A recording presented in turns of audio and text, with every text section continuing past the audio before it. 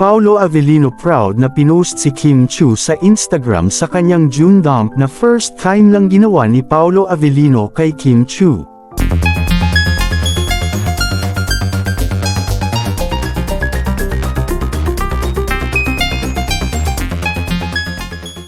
Paolo Avellino proud na pinost si Kim Chiu sa Instagram sa kanyang June dump na first time lang ginawa ni Paolo Avellino kay Kim Chiu.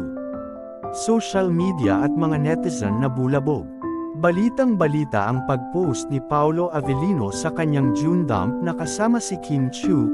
Proud na ipinost ni Paolo Avellino ang picture nila ni Kim, na kung saan ay lumipad sila pauwi ng Pilipinas matapos ang kanilang show sa Birmingham OC, na ginanap nung ika-30 ng Hunyo sa Birmingham, na kung saan dinumog sila ng mga tao doon. Comment pa nga ng isang fans ng Kim Pao, "Wala na, endgame na. Ihanda na ang mga letsyon."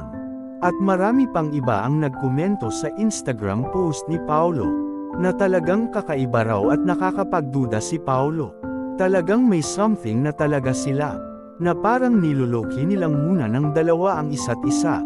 Sabi pa nga ni Paolo Avellino sa kanyang Instagram story na, "Mas masarap mahalin yung gusto ka. Not because of your physical appearance, but because there's something in you na hindi niya nakita sa iba. And that's make you special. Minahal ka kasi natatangi ka." Maraming fans at netizen ang kinilig. Maraming kinilig sa napaka-ukod tanging mensahe ni Paolo Avellino. Dagdag na rin dahil alam ng mga netizen lalong-lalo na sa social media, kung sino nga ba talaga ang pinaparinggan ni Paolo sa kanyang nakakakilig na mensahe para sa kanyang minamahal na tao.